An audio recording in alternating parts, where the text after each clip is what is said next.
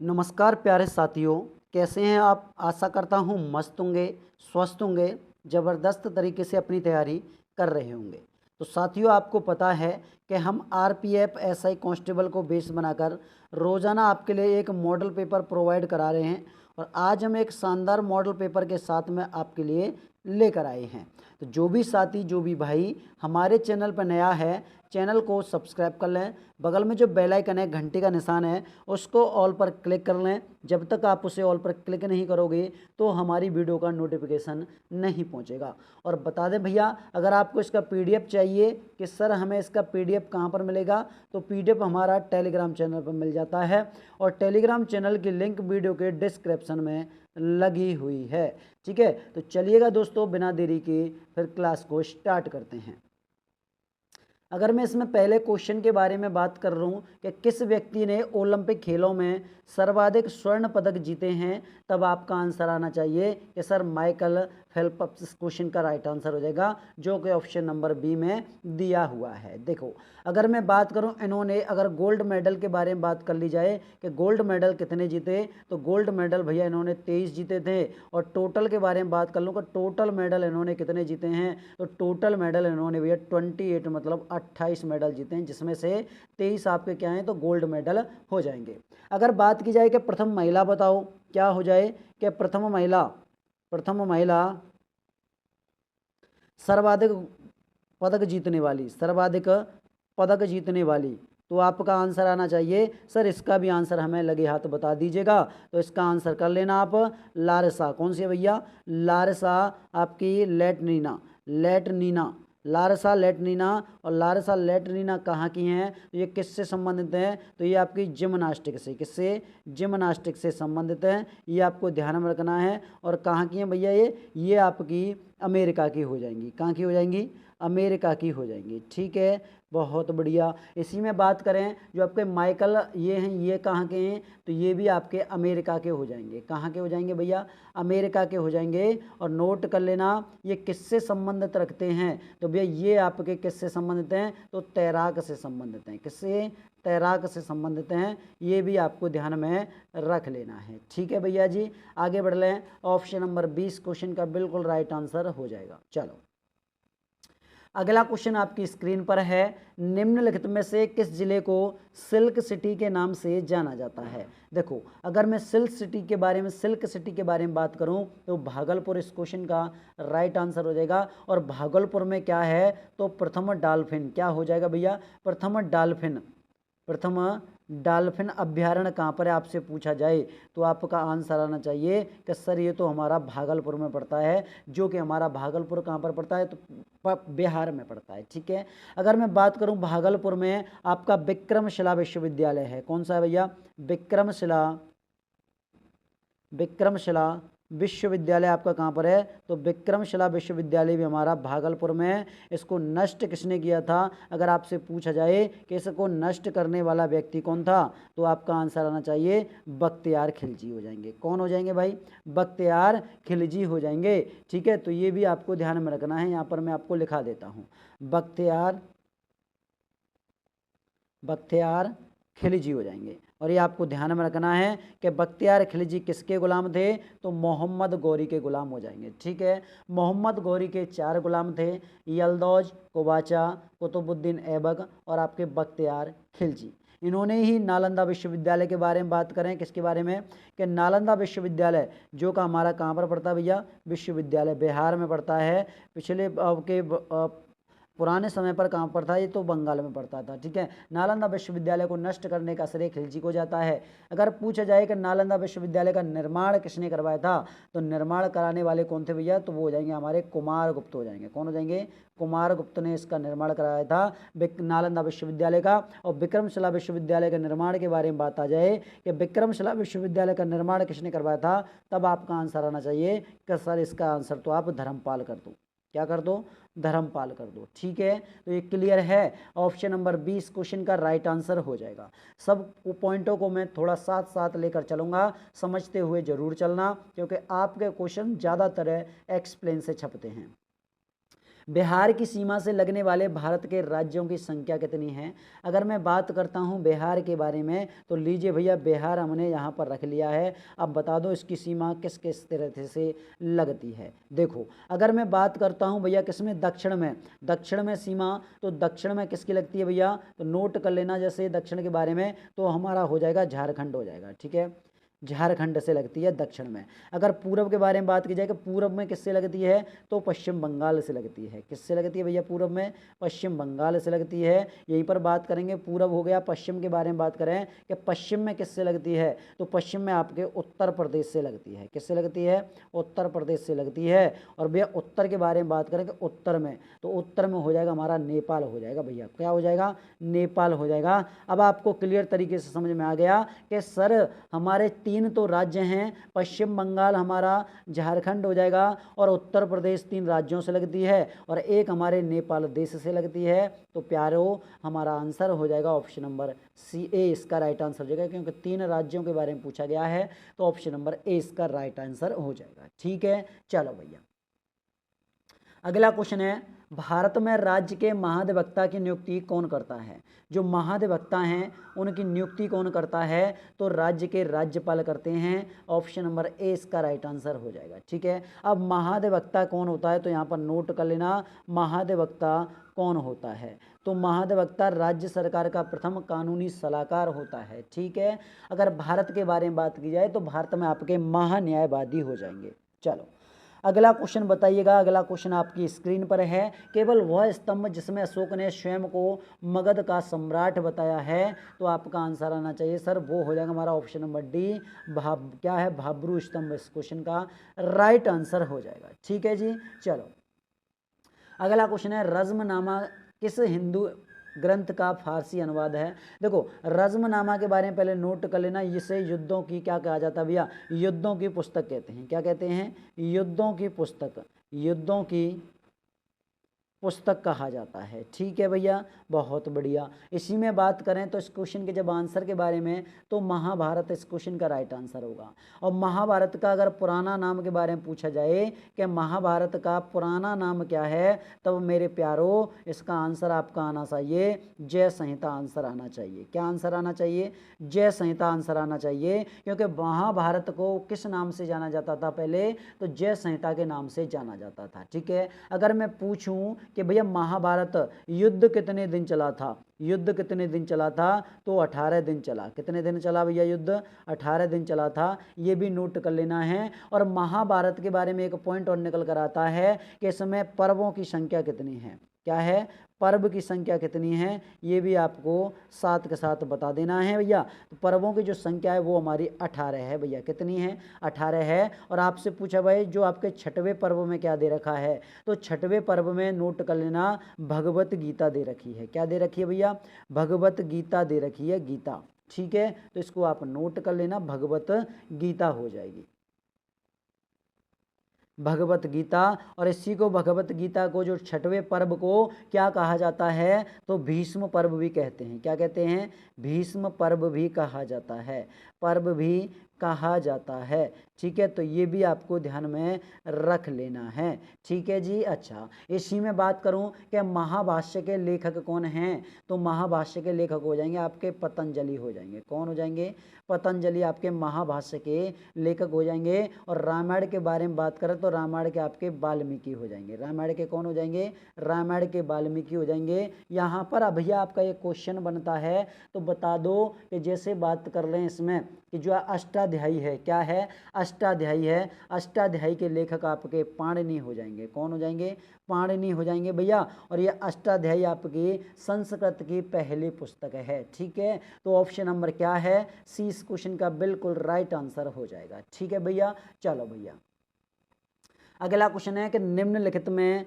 शैल समूह में कौन भारत में अत्यधिक, क्या है, अधिकतम मात्रा में कोयला प्रदान करता है? क्या है, कोयला प्रदान करता है। तो भैया आंसर हो जाएगा हमारा गोंडवाना समूह, इस क्वेश्चन का राइट आंसर हो जाएगा। देखो गोंडवाना की जो आपकी चट्टानें कहाँ कहाँ पर पाई जाती हैं, झारखंड के बारे में बात कर लें, किसके बारे में, झारखंड में पाई जाती हैं, आंध्र प्रदेश में पाई जाती हैं, और भैया आपकी एमपी मध्य प्रदेश में पाई जाती हैं। ठीक है, अब बात करेंगे कि कोयला का क्या है सबसे ज़्यादा, कोयला क्या है, कोयला का सबसे ज़्यादा भंडार कहाँ पर है, सबसे ज़्यादा भंडार के बारे में बात करें कि भंडार कहाँ पर है, तो कोयला का सबसे ज़्यादा भंडार हमारा झारखंड में है। कहाँ पर है भैया, झारखंड में सबसे ज़्यादा भंडार है।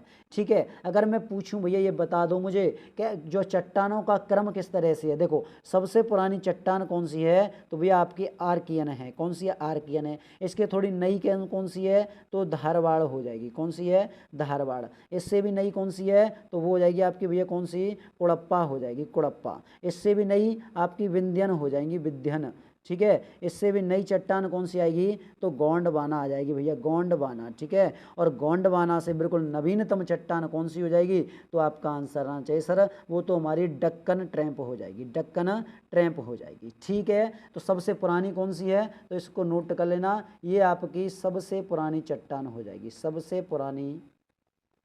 पुरानी चट्टान हो जाएगी। ठीक है, तो ये आपको ध्यान में रखना है। एक एक पॉइंट को मैं लेकर चल रहा हूँ, आपके ऑप्शन नंबर 20 क्वेश्चन का बिल्कुल राइट आंसर हो जाएगा। ठीक है भैया, चलो भैया अगला क्वेश्चन बता दो फिर कि 2011 की जनगणना के अनुसार निम्नलिखित राज्यों में से किसमें नगरीकरण का स्तर सबसे निम्न है, नगरीकरण का स्तर सबसे कम है, तो भैया आपका आंसर आना चाहिए हिमाचल प्रदेश, जो कि हमारे ऑप्शन नंबर सी में दिया गया है। ठीक है भैया, चलो भैया अगला क्वेश्चन बता दो। अगला क्वेश्चन कि उन व्यक्तियों में से कौन कैबिनेट मिशन का सदस्य नहीं है। देखो William Wood, Pethick Lawrence, Stafford Cripps या फिर आपके A.B. अलेक्जेंडर। देखो अगर पैथिक लॉरेंस के बारे में बात करेंगे तो ये आपके कैबिनेट के अध्यक्ष हो जाएंगे। कौन थे आपके कैबिनेट के अध्यक्ष हो जाएंगे, तो ये तो आपका बिल्कुल सही है, ये तो आपके क्या थे भैया, सदस्य थे। ठीक है, स्टेफोर्ड क्रिप्स ये भी आपके दोनों सदस्य थे। ठीक है, लेकिन भैया हम बात करें इसमें कोई सदस्य नहीं था, वो था हमारा आपका विलियम वुड, हमारा सदस्य नहीं था। देखो अगर पूछी जाए कैबिनेट के बारे में, किसके बारे में, कि कैबिनेट मिशन कब आया था, कैबिनेट मिशन भारत कब आया था, तो ये आपका आंसर कब आना चाहिए कि भैया इसका फरवरी 1946 में आया। क्या, फरवरी 1946 में आया था। और नोट कर लेना कैबिनेट मिशन के द्वारा क्या है भैया, अंतरिम सरकार बनी। कौन सी बनी, अंतरिम सरकार बनी। ठीक है, बहुत सुंदर। इसके ही बारे में भैया क्या है कि कैबिनेट मिशन द्वारा संविधान सभा का गठन हुआ। किसका, संविधान सभा, संविधान सभा का क्या हो जाता है, तो गठन हो जाता है। देखो इसका गठन कब होता है, तो 9 दिसंबर 1946 में इसका गठन हो जाता है। ठीक है, अच्छा अगर आपसे पूछा जाए कि बता दो भैया संविधान सभा के बारे में, किसके बारे में, संविधान सभा की पहली बैठक कब होती है, पहली बैठक के बारे में पूछा जाए कि पहली बैठक कब होती है, तो इसकी होती है आपकी 9 दिसंबर 1946 में। कब भैया, 9 दिसंबर 1946 में इसकी पहली बैठक। और इसके अध्यक्ष के बारे में बात करें, अस्थायी अध्यक्ष हो जाएंगे। ठीक है, कैसे थे, अस्थायी अध्यक्ष को हो जाएंगे, तो आपका आंसर आना चाहिए सच्चिदानंद सिन्हा। कौन, डॉक्टर सच्चिदानंद सिन्हा जी हो जाएंगे। ठीक है, इसके बाद हम भैया इसकी दूसरी बैठक क्या है, इसकी दूसरी बैठक को नोट करो कि दूसरी बैठक यानी कि 11 दिसंबर 1946 में दूसरी बैठक। और इसके अध्यक्ष के बारे में बात कर ली जाए कि इसके अध्यक्ष कौन हो जाएंगे भैया दूसरी बैठक के, तो भैया स्थायी के बारे में बात की जाए, स्थायी अध्यक्ष थे आपके डॉक्टर राजेंद्र प्रसाद। कौन, डॉक्टर राजेंद्र प्रसाद हो जाएंगे। ठीक है जी, अच्छा तीसरी बैठक को नोट करो, जैसे कि तीसरी बैठक कब होती है। ठीक है, तीसरी बैठक, तो तीसरी बैठक हो जाएगी भैया आपकी कब, 13 दिसंबर 1946 में, 13 दिसंबर 1946 में, जिसमें आपके पंडित जवाहरलाल नेहरू ने उद्देश्य प्रस्ताव पेश किया था। ठीक है जी, अच्छा बहुत बढ़िया। अगर मैं पूछूं अंतरिम सरकार के बारे में कि भाई ये कब बनी थी, तो अंतरिम सरकार को नोट कर लेना, ये 2 सितंबर 1946 में। कब, 2 सितंबर 1946 में अंतरिम सरकार का गठन हुआ था। ठीक है जी, हाँ जी बहुत बढ़िया। अगला क्वेश्चन बता दो भैया, फिर अगला क्वेश्चन क्या बोल रहा है, क्वेश्चन अगला है, निम्नलिखित में से किस स्थानों से मध्य पाषाण काल में पशुपालन के प्रमाण मिले हैं। देखो पशुपालन के प्रमाण आपके बागौर में मिले हैं। अगर मैं बात करूं ये आपका कहां पर है, तो आदमगढ़ को नोट कर लेना। किसको? आदमगढ़। और आदमगढ़ कहां पर पड़ता है? ये सर हमारा राजस्थान में पड़ता है। और यहीं पर आपकी दूसरी जगह, अगर आपसे पूछा जाए कि बताओ भैया पुरा पाषाण काल के बारे में बात आ रही है, पुरा पाषाण काल के बारे में बात आ रही है कि बता दो पुरा पाषाण काल में किसकी खोज की गई थी, तो इसमें भैया तो आपकी आग की खोज की गई। किसकी? आग की खोज की गई थी पुरा पाषाण काल में। ठीक है। अगर बात कर लें आपसे कि मध्य पाषाण काल में किसकी खोज हुई थी, किसकी? मध्य पाषाण काल में किसकी खोज की गई थी, और बात यहीं पर की जाए मेरे प्यारों नव पाषाण काल के बारे में। किसमें? नव पाषाण काल के बारे में कि नव पाषाण में किसकी खोज की गई है, तो नोट करो। अगर मैं बात करता हूं मध्य पाषाण काल में, तो मध्य पाषाण काल में आपकी पशुपालन किया गया था। क्या है? पशुपालन आपका मध्य पाषाण काल में हुआ। और नव पाषाण काल में आपके कृषि शुरू हो गई। क्या है? कृषि पालन। ठीक है, कृषि पालन शुरू हो जाता है। ठीक है जी। अच्छा, इसी में आपसे पूछा जाए कि पशुपालन है आपका कहाँ से प्राप्त होता है, तो एक तो आपको बागौर से प्राप्त होता है, और एक आपका भैया भीलवाड़ा। कहाँ से? भीलवाड़ा। और भीलवाड़ा कहाँ पर पड़ता है? ये भी आपका भैया राजस्थान में पड़ता है। कहाँ पर पड़ता है? राजस्थान में पड़ता है। इन दो जगहों से भैया किसके पशुपालन के प्रमाण पाए मिले हैं। ठीक है जी। अच्छा, बहुत बढ़िया। तो बढ़ो भैया, अगला क्वेश्चन बताओ। अगला क्वेश्चन बताओ, वस्त्रों के लिए कपास की खेती कब आरंभ सबसे पहले कहाँ किया गया है? बता दो भैया, इसका राइट आंसर क्या हो जाएगा। अगला क्वेश्चन है भैया, वो वस्त्रों के लिए कपास की खेती का आरंभ सबसे पहले कहाँ किया गया है, तो आपका आंसर आना चाहिए सर वो तो हमारा भारत, इसका राइट आंसर हो जाएगा। क्या हो जाएगा? भारत में। ठीक है। और भारत में किसने शुरू किया था, तो भैया सिंधवासियों ने। किसने? सिंधवासियों ने ये शुरू किया था। ये भी आपको नोट कर लेना है। क्लियर है भैया जी? बहुत बढ़िया। तो बढ़ते हैं, अगला क्वेश्चन बता दो। अगला क्वेश्चन है, मूर्ति पूजा का आरंभ माना जाता है, जो मूर्ति पूजा है उसका आरंभ माना जाता है पूर्व आर्य काल को माना जाता है। किसको? पूर्व आर्य काल को। और प्रचलन के बारे में बात की जाए कि भैया प्रचलन किसने किया था, तो प्रचलन करने वाले आपके बौद्धों ने। किसने? बौद्धों ने इसका प्रचलन किया था। ठीक है, बौद्धों ने प्रचलन किया था। ठीक है जी। बहुत सुंदर, समझ में आ भी रहा होगा और आप नोट करते हुए चल भी रहे होंगे। अगला क्वेश्चन है, प्रसिद्ध रानी की बाव का निर्माण किस राजवंश ने करवाया है? देखो अगर मैं बात करूं भैया ये रानी की बाव, या फिर बात कर ली जाए बावड़ी के बारे में। किसके बारे में? बावड़ी के बारे में। तो बावड़ी ये आपकी कहां पर है, तो ये आपकी गुजरात में है। तो इस क्वेश्चन के जब आंसर के बारे में बात करें तो ऑप्शन नंबर सी चालुक्यों ने करवाई थी। और ये चालुक्य कहाँ के थे भैया, तो गुजरात के हो जाएंगे। कहाँ के? गुजरात के हो जाएंगे। ये ध्यान में रख लेना है। और इसका निर्माण के बारे में बात की जाए कि निर्माण किसने करवाया था, रानी की बाव, जो कि आपका ये क्या है, स्नानागार है, नहाने का एक क्या है भैया, स्थान है। तो निर्माण के बारे में आपका आंसर आना चाहिए उदयमती, आपका आंसर आना चाहिए। ठीक है, उदयमती देवी। अब भैया उदयमती देवी कौन थी, तो ये भी बता दो। तो उदयमती देवी आपकी भीमदेव की, किसकी? भीमदेव आपके प्रथम की पत्नी हो जाएंगी। भीमदेव प्रथम की पत्नी हो जाएंगी। ठीक है, तो ये भी आपको समझ में आ गया होगा। ठीक है भैया। चलो अगर बात की जाए इनकी राजधानी के बारे में कि भैया जी गुजरात चालुक्यों की राजधानी कौन सी है, तो राजधानी आपकी कौन सी हो जाएगी? अहिल्या, क्या है? अहिलवाड़। ठीक है, अहिलवाड़।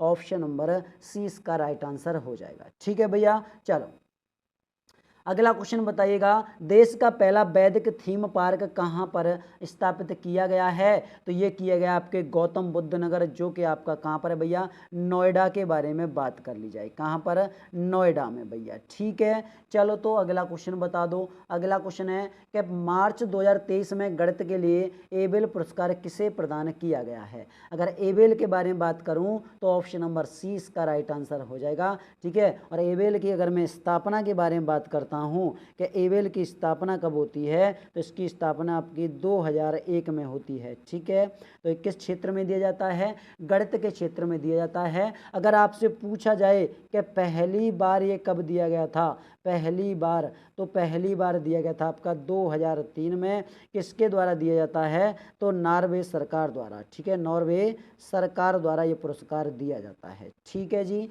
ऑप्शन नंबर सी इसका राइट आंसर हो जाएगा। चलो भैया अगला क्वेश्चन बताओ। 2025 क्रिकेट महिला एक दिवसीय विश्व कप की मेजबानी कौन सा देश करेगा? तो वो देश कौन सा है वो करने वाला है? तो भैया भारत हो जाएगा। ऑप्शन नंबर ए इसका राइट आंसर हो जाएगा। आपसे पूछा जाए कि 2024 का T20 क्या है? T20 वर्ल्ड कप महिला आपका कहाँ पर आयोजित होगा? तो ये होगा भैया आपका कहाँ पर? बांग्लादेश करना आप आंसर, क्या करना? बांग्लादेश कर देना मेरे प्यारो। ऑप्शन नंबर ए इसका राइट आंसर हो जाएगा। ठीक है जी, अच्छा जी, बहुत बढ़िया। अगला क्वेश्चन बताओ। हाल ही में किस राज्य सरकार ने ड्रोन प्रचालन सुरक्षा नीति 2023 को मंजूरी दी है? तो वो दी है आपके उत्तर प्रदेश ने। डी इसका राइट आंसर हो जाएगा। और इसका आयोजन के बारे में बात करें कि इंटरनेशनल ड्रोन प्रदर्शनी का आयोजन गाजियाबाद में किया गया था। ठीक है भैया, चलो अगला क्वेश्चन है। Syed Modi India international badminton championship 2023 का आयोजन किया गया है कहाँ पर भैया? ये तो हमारा लखनऊ में किया गया है, लखनऊ में। ठीक है जी, बहुत बढ़िया। लखनऊ का आपका बाबू बनारसी दास बैडमिंटन अकादमी हो जाएगा। नेक्स्ट क्वेश्चन बताओ कि राजीव गांधी खेल रत्न पुरस्कार प्राप्त करने वाली पहली हॉकी खिलाड़ी कौन सी है? तो इसका राइट आंसर हो जाएगा आपकी रानी रामपाल, इसका राइट आंसर हो जाएगा। और रानी रामपाल के बारे में, इसमें राजीव गांधी के बारे में बात करें, इसका भैया 2021 में क्या है? 2021 में इसका नाम बदल कर क्या कर दिया गया? मेजर ध्यानचंद। ठीक है, क्या कर दिया गया था? मेजर ध्यानचंद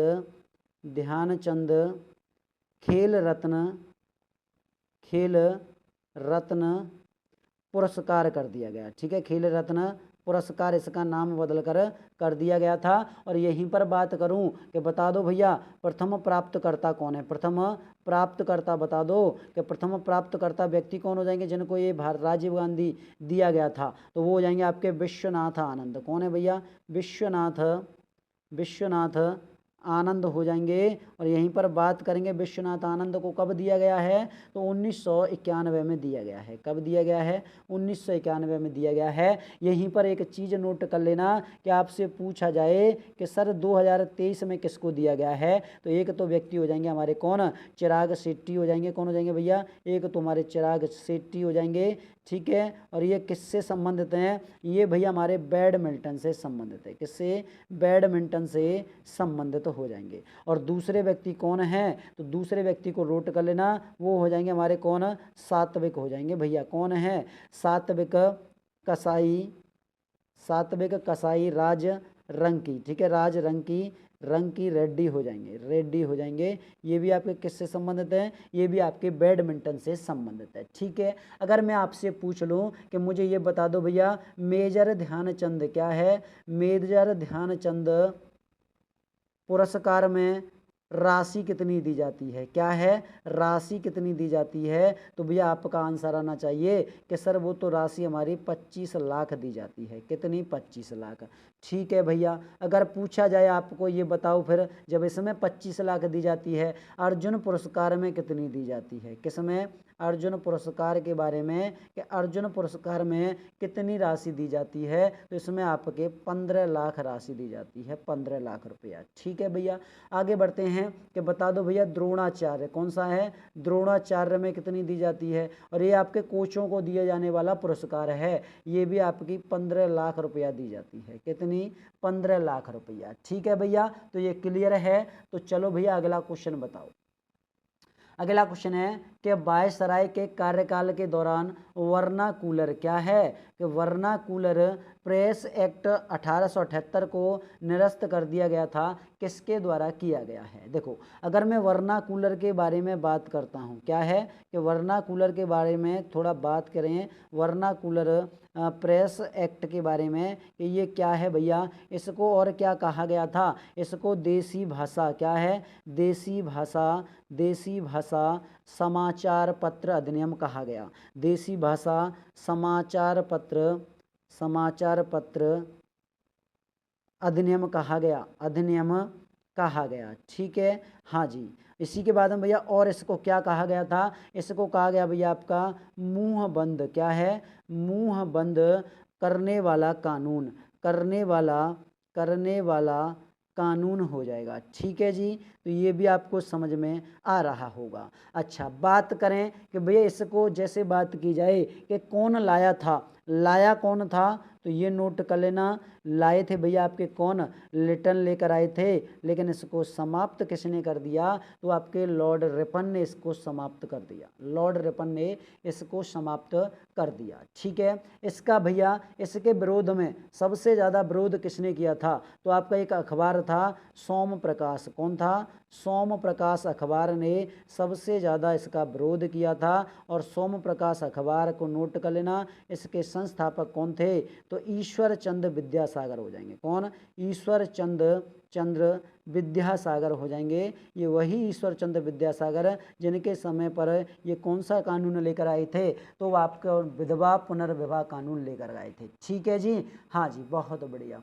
इस क्वेश्चन का आंसर आप कमेंट बॉक्स में बताना कि अकाल तख्त साहिब परिसर के भीतर स्थित है। बताओ भैया, पटना साहिब, स्वर्ण मंदिर, गुरुद्वारा बंगला साहिब, या फिर आपका पाउंटा। इस क्वेश्चन का आंसर आपको कमेंट बॉक्स में बता देना है कि इस क्वेश्चन का आंसर क्या हो जाएगा। वीडियो के डिस्क्रिप्शन में ये जरूर लिखिएगा, सॉरी कमेंट में, कि वीडियो आपको कैसी लगी। वीडियो अच्छी लगी है तो वीडियो को ज़्यादा से ज़्यादा शेयर करना है, लाइक करना है, चैनल पर नहीं हो तो चैनल सब्सक्राइब करके बेल आइकन प्रेस कर लेना है। ठीक है, पीडीएफ के लिए हमारे टेलीग्राम को ज्वाइन कर लो, टेलीग्राम की लिंक वीडियो के डिस्क्रिप्शन में लगी हुई है। तो मिलते हैं भाई नेक्स्ट वीडियो में, तब तक के लिए जय हिंद साथियों, जय भारत।